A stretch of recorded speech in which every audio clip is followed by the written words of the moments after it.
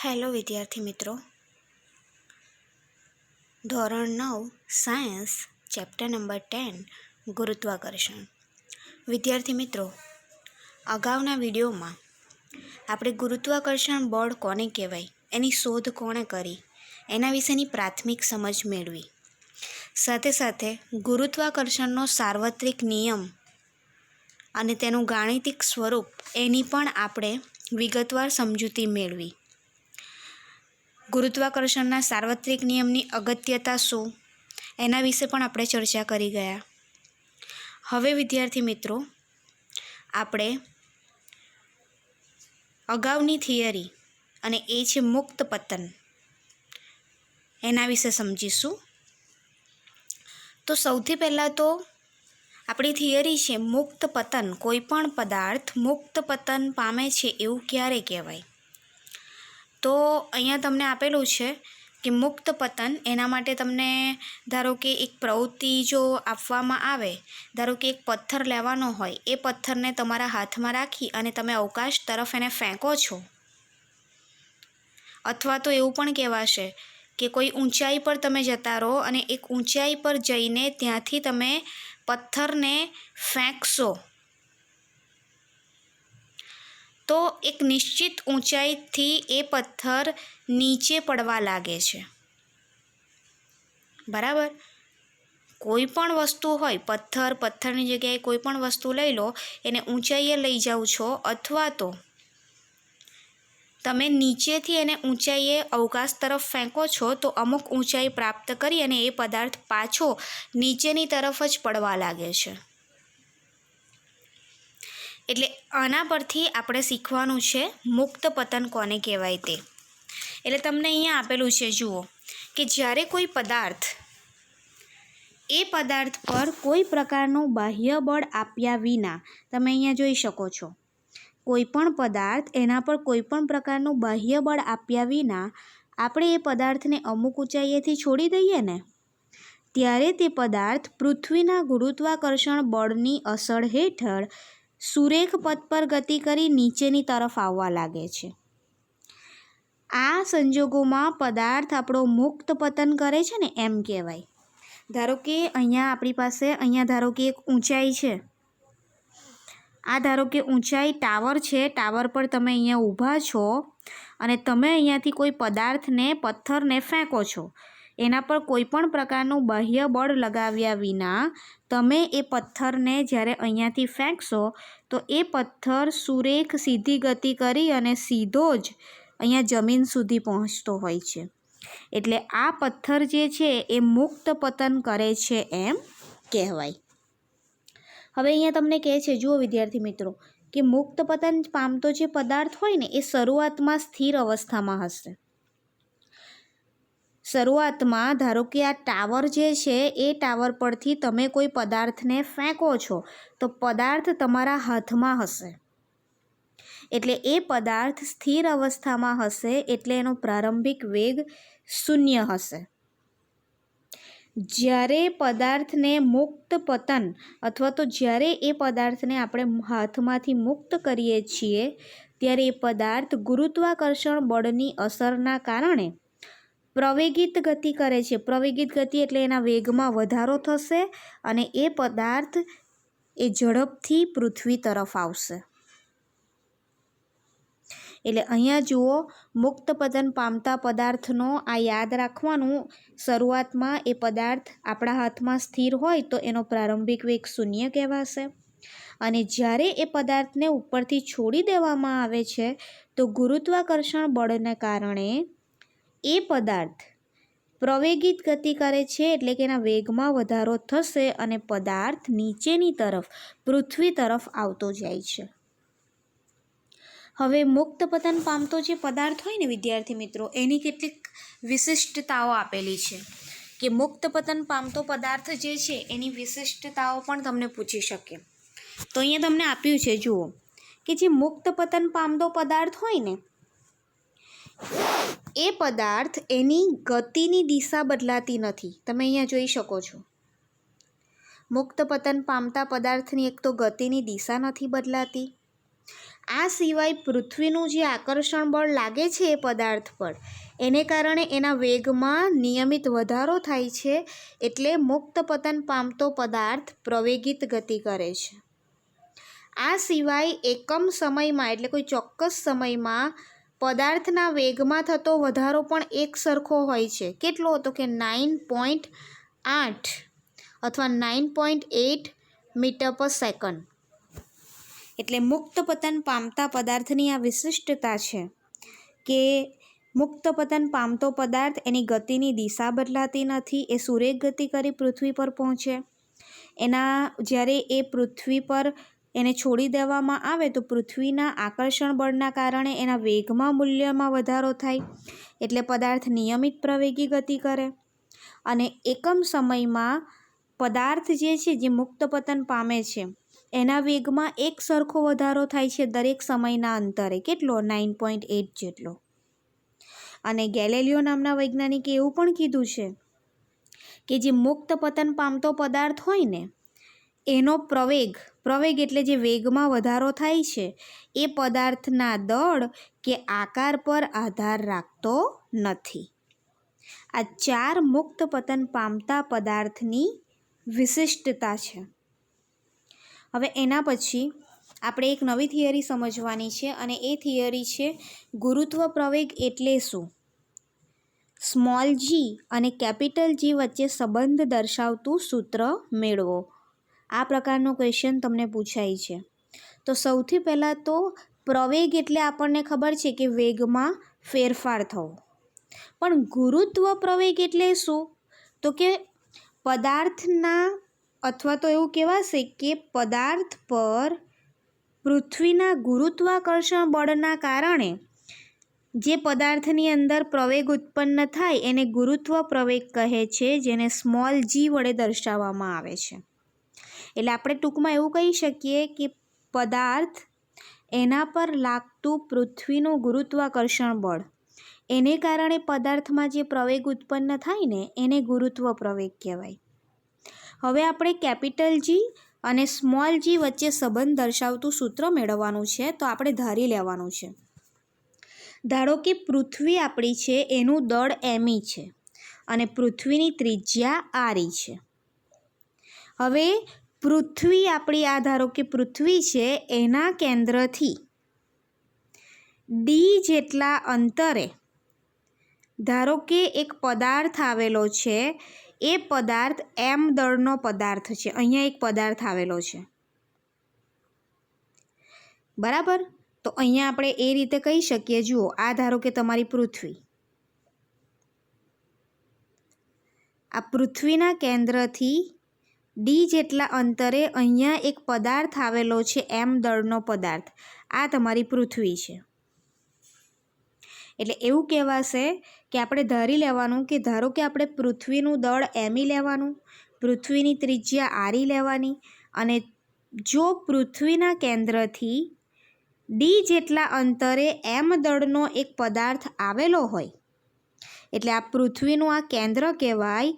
એનાથી ડી જેટલા અંતરે જો એમ દળનો એક પદાર્થ અહીંયા આવેલો છે તો આ પૃથ્વી દ્વારા એ પદાર્થ પર લાગતું ગુરુત્વાકર્ષણ બળ શું થશે? તો અહીંયા તમને આપી દીધું છે. જુઓ એનું સૂત્ર, F = G capital M E into small M ગુણ્યા ડી સ્ક્વેર.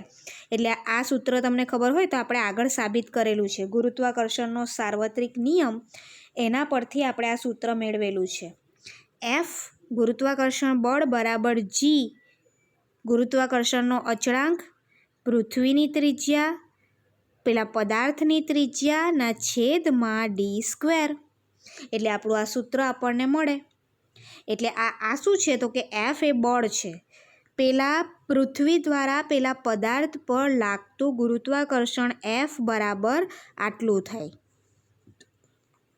હવે એવું કહેવાય છે કે ન્યૂટનની ગતિનો બીજો નિયમ, જે અગાઉના ચેપ્ટરમાં આપણે જોઈ ગયેલા બળ અને ગતિના નિયમો, એમાં ન્યૂટનની ગતિનો બીજો નિયમ.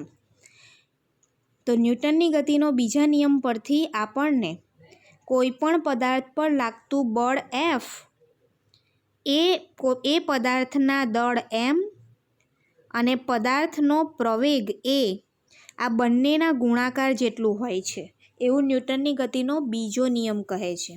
એટલે આપણને સૂત્ર મળે F બરાબર ma. બરાબર. પણ અહીંયા જે તમને ન્યૂટનની ગતિના બીજા નિયમ પ્રમાણે જે તમને સૂત્ર મળ્યું F બરાબર ma, એટલે પદાર્થ પર લાગતું બળ F એ એના દળ અને એના પ્રવેગના ગુણાકાર જેટલું હોય છે.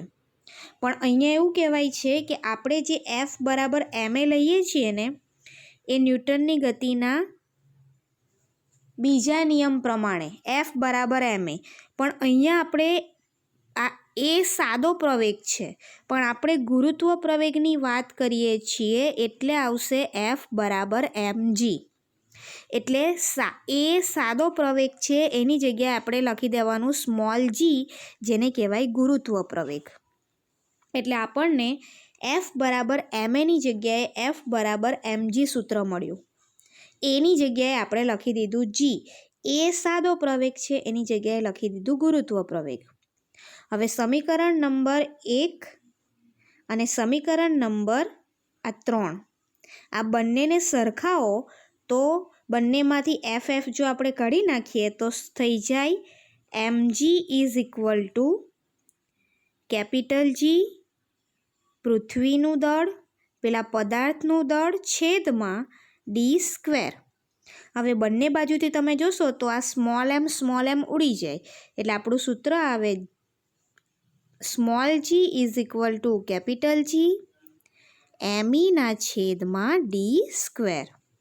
તો આપણને જે આ સૂત્ર મળ્યું એને સ્મોલ g અને કેપિટલ G વચ્ચે સંબંધ દર્શાવતું સૂત્ર કહીશું આપણે. હવે એના પછી તમે અહીંયા જોશો તો તમને એક જે આપણે અત્યારે સ્મોલ g અને કેપિટલ G વચ્ચે સંબંધ દર્શાવતું જે સૂત્ર મેળવ્યું એ સૂત્ર પરથી પૃથ્વીની સપાટી પર ગુરુત્વ પ્રવેગ શોધવાનું સૂત્ર મેળવો. એટલે અહીંયા આપણને આ સૂત્ર અત્યારે જ આપણે સાબિત કર્યું કે g is equal to small g બરાબર કેપિટલ G ગુણ્યા me ના છેદમાં d². આ સૂત્ર અત્યારે આપણે મેળવ્યું આગળની થિયરીમાં. તો અહીંયા તમને એવું કહે છે કે જ્યારે પદાર્થ પૃથ્વીની સપાટી પર હોય ત્યારે આ g એટલે કે ગુરુત્વ પ્રવેગ શોધવાનું સૂત્ર શું આવે?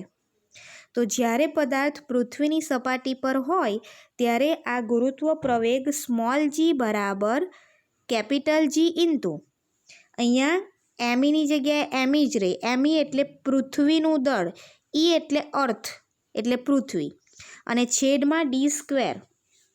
d એટલે અંતર છે. d શું છે તો કે અંતર.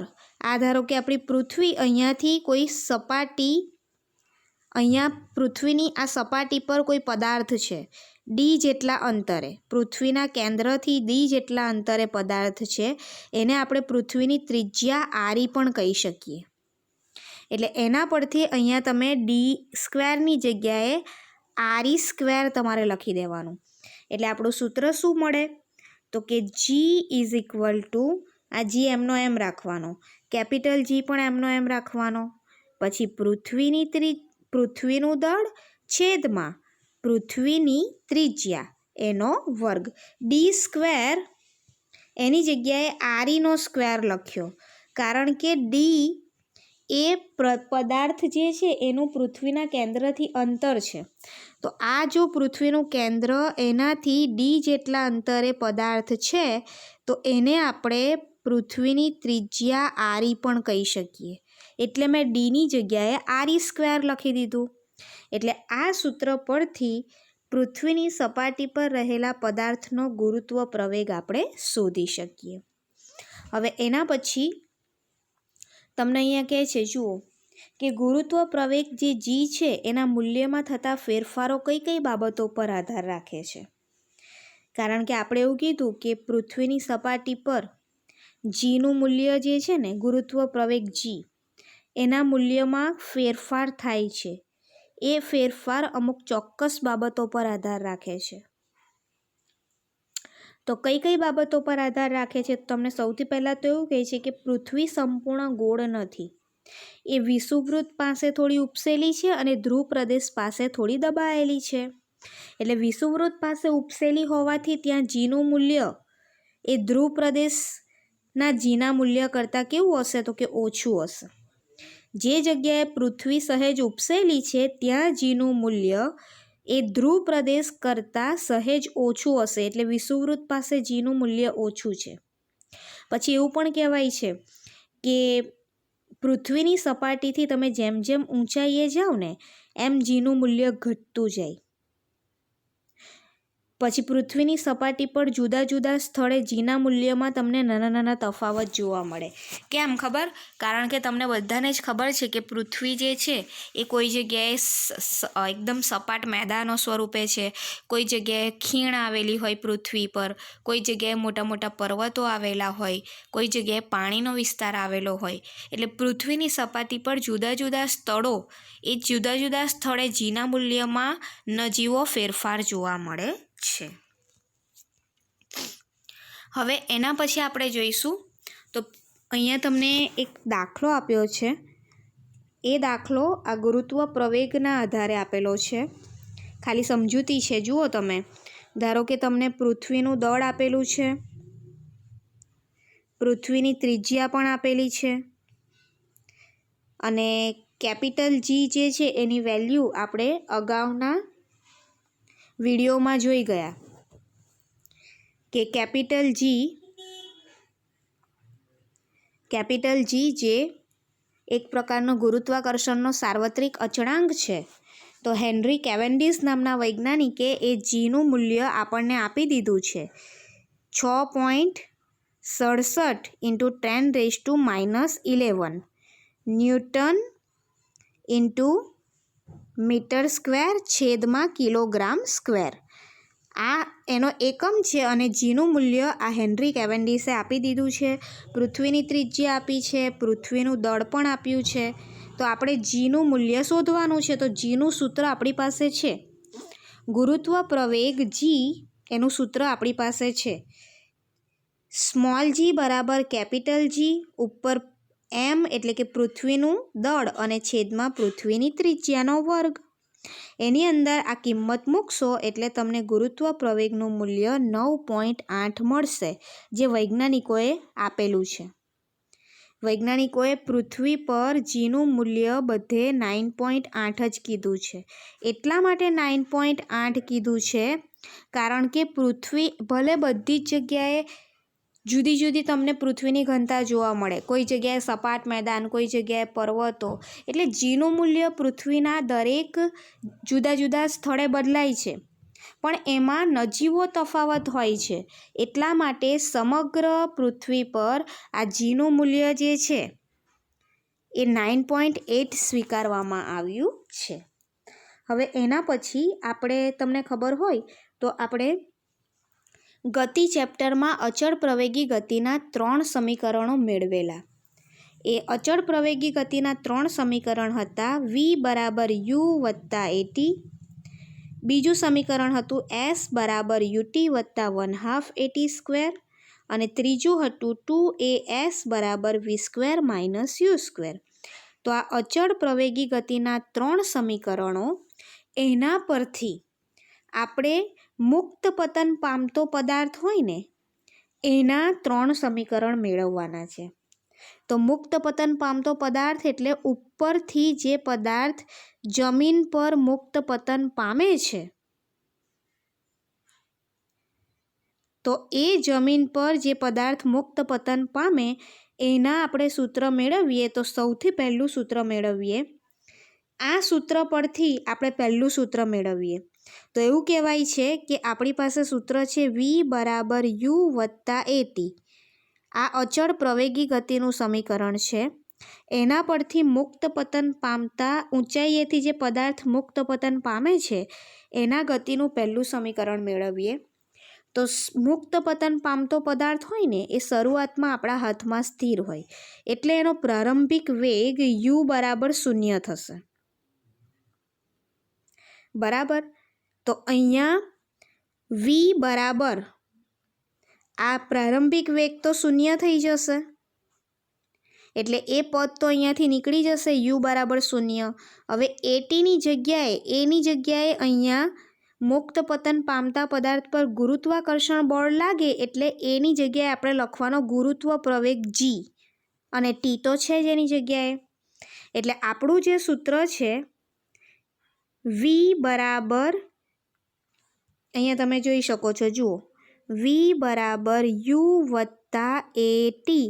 આ સૂત્ર પરથી મુક્ત પતન પામતા પદાર્થનો પ્રારંભિક વેગ શૂન્ય, એટલે આ વસ્તુ અહીંયાથી નીકળી જશે અને એની જગ્યાએ જી આવી જશે. એ સાદો પ્રવેગ છે, એની જગ્યાએ અહીંયા ગુરુત્વાકર્ષણ બળ લાગતું હોવાથી કયો પ્રવેગ થઈ જાય? ગુરુત્વ પ્રવેગ, એટલે જી થઈ જશે. એટલે તમારું સૂત્ર, આ પહેલું સૂત્ર મળી ગયું, મુક્ત પતન પામતા પદાર્થનું પહેલું સૂત્ર તમે અહીંયા જોઈ શકો છો. અચળ પ્રવેગી ગતિના 3 સમીકરણ પરથી જ આપણે આ 3 સમીકરણને મેળવવાના છે.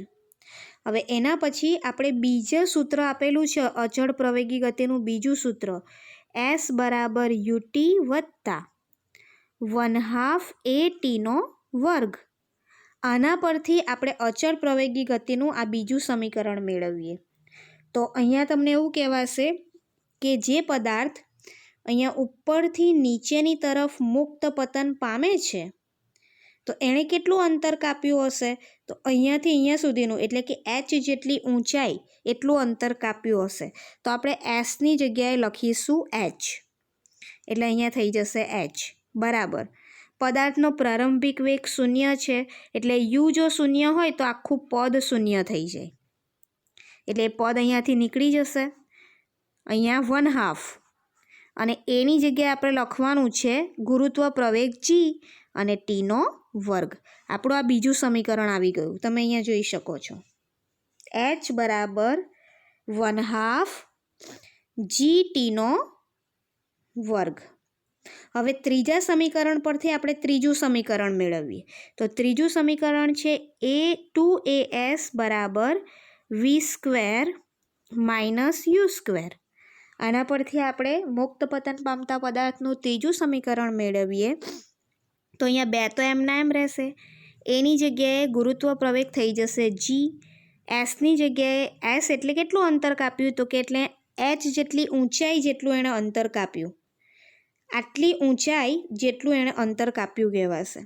એટલે એસની જગ્યાએ એચ લખવાનું ઇઝ ઇક્વલ ટુ આ V² અને આ યુનો વર્ગ. પ્રારંભિક વેગ તો મુક્ત પતન પામતા પદાર્થનો હંમેશા શૂન્ય હોય, એટલે આખું પદ નીકળી જશે. એટલે આપણું આ ત્રીજું સમીકરણ આવી ગયું.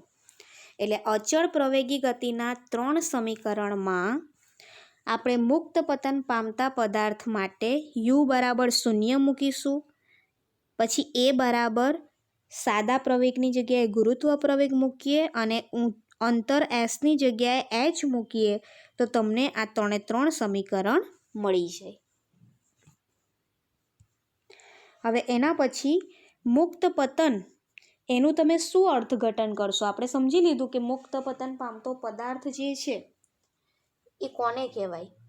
તો મુક્ત પતન પામતા પદાર્થ જે છે એનું શું અર્થઘટન કરશો? તો તમને અહીંયા કહે છે કે કોઈ પણ પદાર્થને કોઈ પણ પ્રકારનું બાહ્ય બળ આપ્યા વિના અમુક ઊંચાઈએથી તમે ફેંકો છો, એને છોડી દો છો, તો માત્ર પૃથ્વીના ગુરુત્વાકર્ષણ બળને કારણે જ એ પદાર્થ સુરેખ પથ પર ગતિ કરીને નીચેની તરફ આવે છે.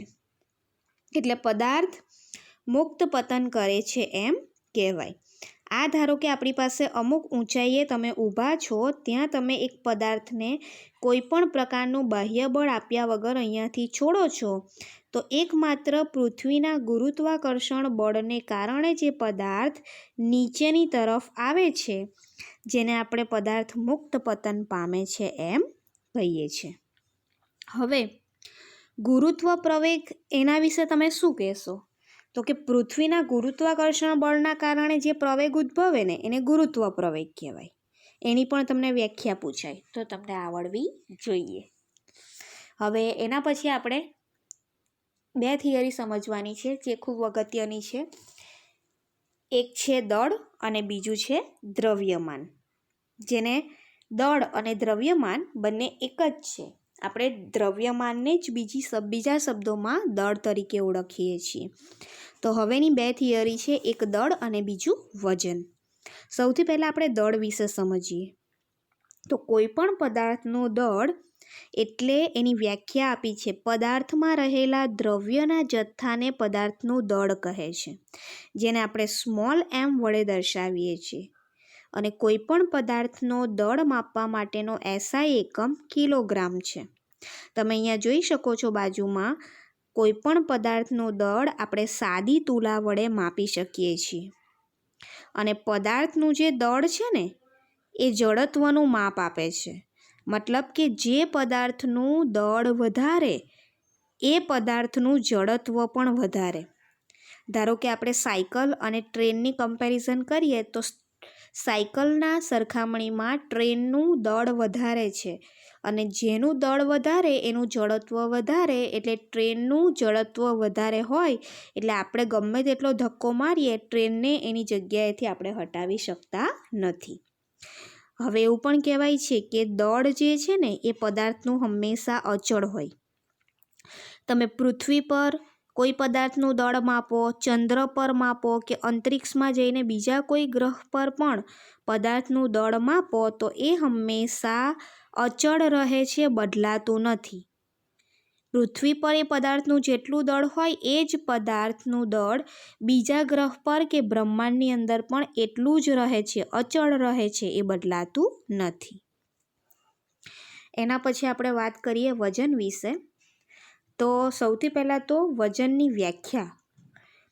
તો વજન જે છે એવું કહેવાય છે કે પૃથ્વી જે બળથી પદાર્થને પોતાની તરફ આકર્ષે ને એ ગુરુત્વાકર્ષણ બળને એ પદાર્થનું વજન કહે છે.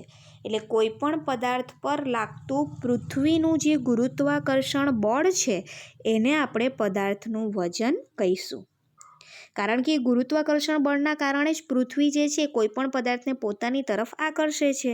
એટલે જે બળને કારણે પૃથ્વી એ પદાર્થને પોતાની તરફ આકર્ષે એને આપણે પદાર્થનું વજન કહીશું. એ ગુરુત્વાકર્ષણ બળને જ આપણે વજન કહીશું, જેને કેપિટલ W વડે દર્શાવવામાં આવે છે. અને વજન માટે સૂત્ર આપ્યું છે, વજન W=mg. મતલબ કે પદાર્થનું વજન એ પદાર્થનું દળ અને ગુરુત્વ પ્રવેગના ગુણાકાર જેટલું હોય છે. એટલે તમને આ વજનનું સૂત્ર આપેલું છે. અને એવું પણ કહેવાય છે કે પદાર્થનું વજન એટલે એક પ્રકારનું ગુરુત્વાકર્ષણ બળ. તો બળનો એકમ ન્યૂટન છે, એટલે વજનનો પણ SI એકમ ન્યૂટન. કારણ કે પદાર્થનું વજન એ એક પ્રકારનું બળ છે. જો બળનો એકમ ન્યૂટન હોય તો વજનનો એકમ પણ ન્યૂટન જ થશે. અને પદાર્થનું વજન એ મૂલ્ય અને દિશા બંને પર આધાર રાખે છે. પદાર્થનું વજન કેટલું અને કઈ દિશામાં એ વસ્તુ ધ્યાનમાં લેવાય છે. એટલે મૂલ્યની સાથે દિશા પણ ધ્યાનમાં લેવાય છે. તમે અહીંયા બાજુમાં જોઈ શકો છો, કોઈ પણ પદાર્થનું વજન માપવા માટે સ્પ્રિંગ કાંટાનો ઉપયોગ થતો હોય છે. હવે પૃથ્વી પર આપેલા સ્થળે જીનું મૂલ્ય હંમેશા અચળ હોય. પૃથ્વી જે છે એ પૃથ્વી પર એમ તો જોવા જાય તો આપેલા સ્થળે જીનું મૂલ્ય કેવું છે? અચળ છે. તેથી આપેલા સ્થળે પદાર્થનું જે વજન છે એ એના દળના સમપ્રમાણમાં હોય. એટલા માટે, કારણ કે આપણી પાસે સૂત્ર છે W=mg. જો પૃથ્વીના દરેક સ્થળે જીનું મૂલ્ય જો બદલાતું ન હોય તો વજન એ પદાર્થના દળ સાથે આધાર રાખે. એટલે કે વજન એ પદાર્થના દળ બરાબર હોય. પણ અહીંયા તમને એવું કહે છે કે પૃથ્વીની સપાટી પર જુદા જુદા સ્થળે જીના મૂલ્યમાં થોડો ઘણો તફાવત જોવા મળે છે.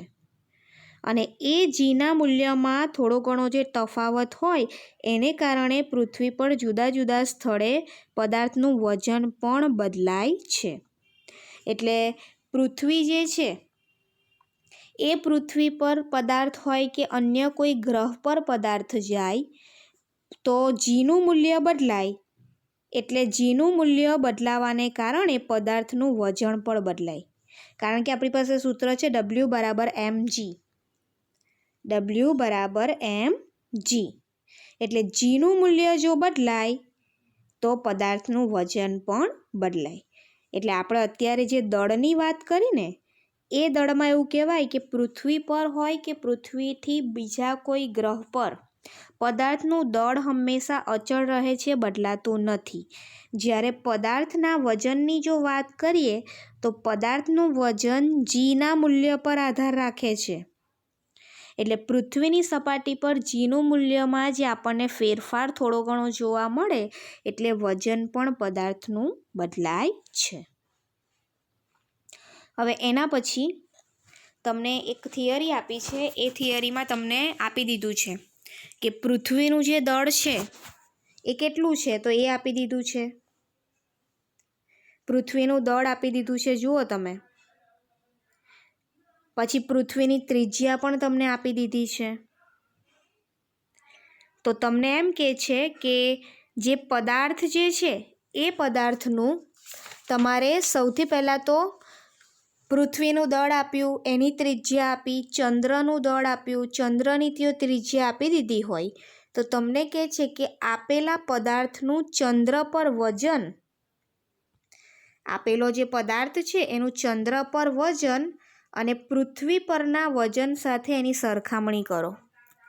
એટલે પૃથ્વીનું દળ આપ્યું છે, પૃથ્વીની ત્રિજ્યા આપી છે, ચંદ્રનું દળ આપ્યું છે, ચંદ્રની ત્રિજ્યા આપી છે.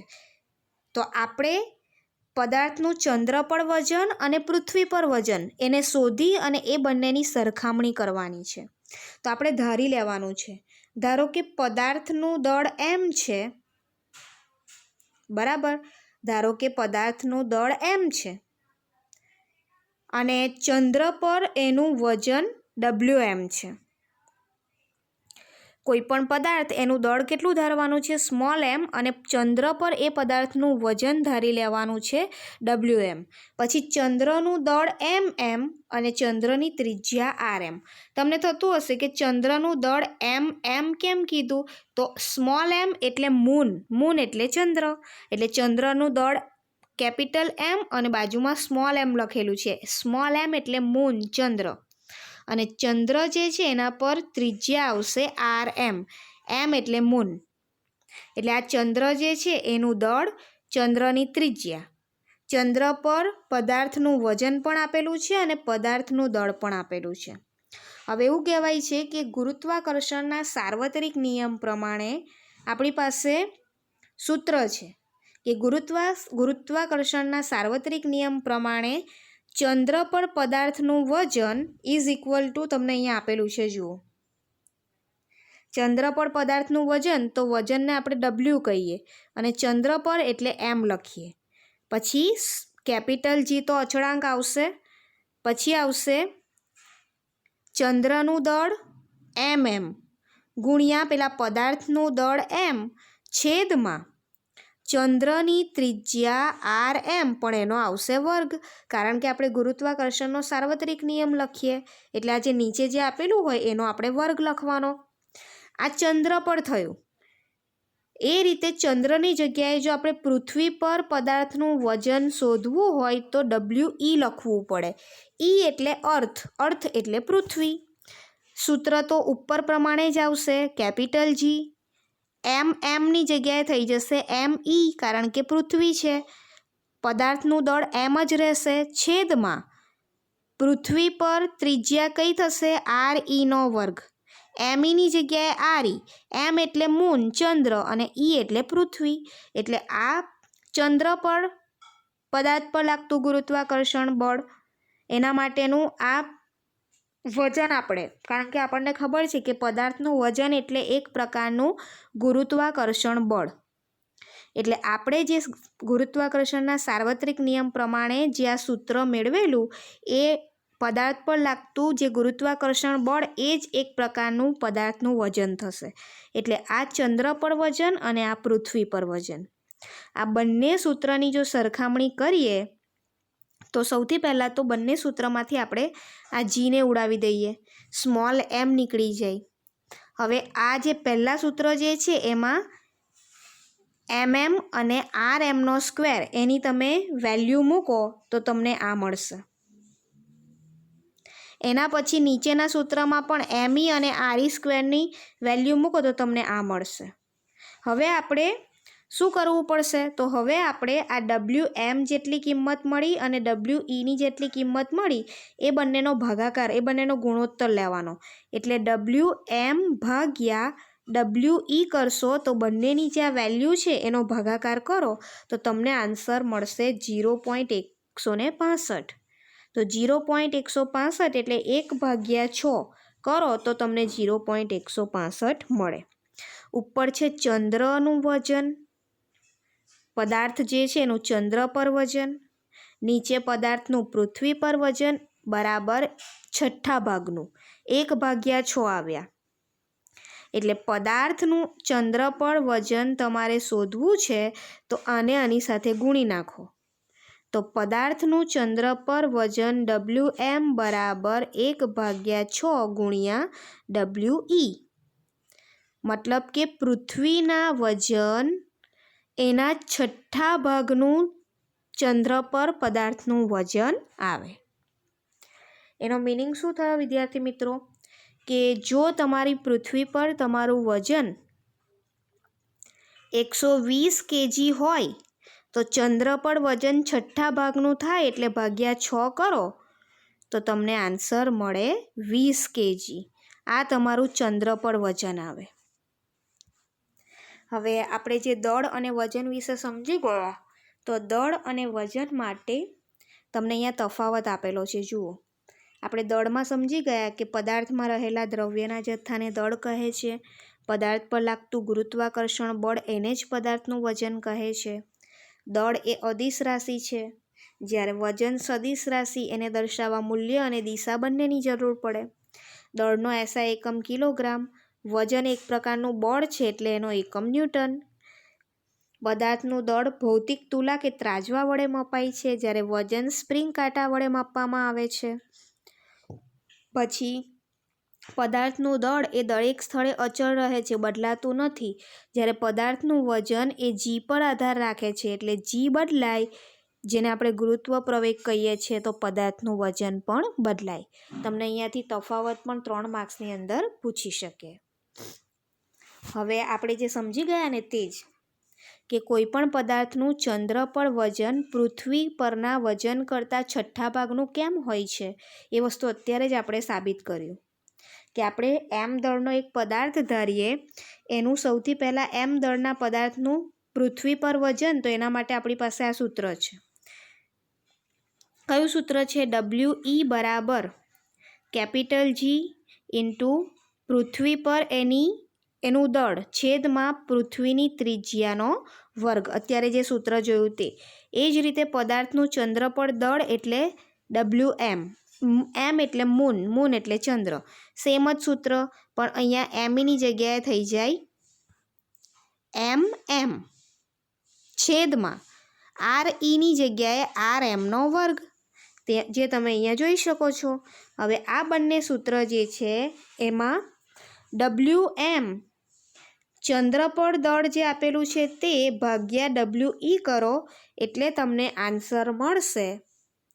આ બંને જે છે આ ભાગ્યા આ કરો એટલે તમને આ સૂત્ર પરથી એનો આન્સર મળશે. શું આન્સર મળે છે જુઓ તમે અહીંયા. તો આપણને અહીંયા આન્સર મળે છે me એટલે કે પૃથ્વી જે છે એનું દળ એ ચંદ્ર કરતાં 100 ગણું તમને મળે છે. આ સૂત્ર પરથી તમને પૃથ્વીનું દળ એ ચંદ્ર કરતાં 100 ગણું મળે છે. અને પૃથ્વીની ત્રિજ્યા એ ચંદ્રની ત્રિજ્યા કરતાં 4 ગણી છે. એટલે અહીંયા લખી દીધું છે પૃથ્વીની ત્રિજ્યા એ 4 ગણી ચંદ્રની ત્રિજ્યા કરતાં. એટલે આ બંને વસ્તુ યાદ રાખવાનું. એક તો પૃથ્વી જે છે એ પૃથ્વીનું દળ ચંદ્રના દળ કરતાં 100 ગણું અને પૃથ્વીની ત્રિજ્યા ચંદ્રની ત્રિજ્યા કરતાં 4 ગણી. એટલે એ પૃથ્વીની ત્રિજ્યા અને ચંદ્ર જે છે, પૃથ્વીનું દળ અને પૃથ્વીની જે આ ત્રિજ્યા છે એને આ સૂત્રમાં મૂકી દો તો તમને આન્સર મળે 1/6. એટલે આના પરથી આ વસ્તુ આ તો આપણે સાબિત કરી જ દીધું આગળના જે થિયરી હતી એમાં કે કેમ ચંદ્ર પર જે દળ છે એ અથવા કોઈ પણ પદાર્થનું ચંદ્ર પર દળ એ પૃથ્વીના દળ કરતાં છઠ્ઠા ભાગનું છે. એ તમે આ રીતે આ જે સૂત્ર તમને આપેલું છે એ ધારી અને તમે આ રીતે પણ આનો આન્સર મેળવી શકો. હવે વિદ્યાર્થી મિત્રો, હવે પછીની જે થિયરી છે જેમાં આપણે આજે દળ અને વજનની થિયરી જોઈ ગયા, પણ હવે પછીની જે થિયરી છે ધક્કો અને દબાણ, પછી ઉત્પ્લાવકતા અને આર્કિમિડીઝનો સિદ્ધાંત, આ 3 થિયરી આ વર્ષ માટે બોર્ડે જે ન્યૂ સિલેબસ 30% જે કટ કરીને આપ્યો છે એ 30% સિલેબસમાં આ 3 થિયરી એ લોકોએ કાઢી નાખી છે. એટલે એ થિયરી હવે આપણે આ વિડીયોમાં ચલાવતા નથી. તો અહીંયા આપણે આપણું આ જે ગુરુત્વાકર્ષણ ચેપ્ટર છે એ પૂરું કરીએ છીએ.